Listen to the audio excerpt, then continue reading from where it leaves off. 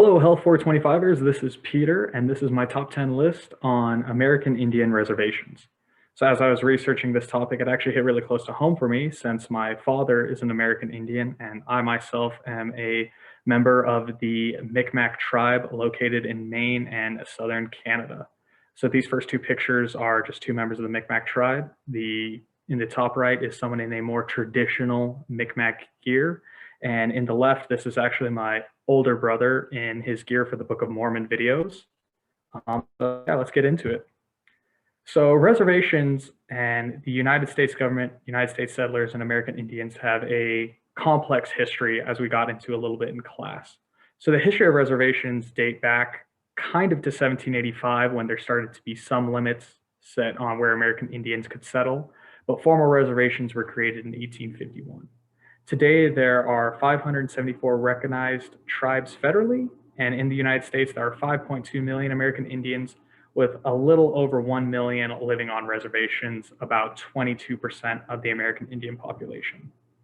So there are several unique health challenges facing American Indians on the reservation. Like the slide says, a 2004 study by Gallup compared living on the reservation to living in a third world country. A large percentage of the population lives under the federal poverty line, and American Indians lead the nation in type 2 diabetes, both children and adults. Reservations often have poor sanitation and poor living conditions.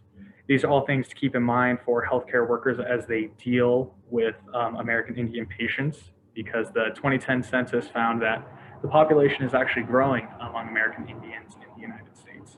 So some things that they need to be aware of is that they are a generational people.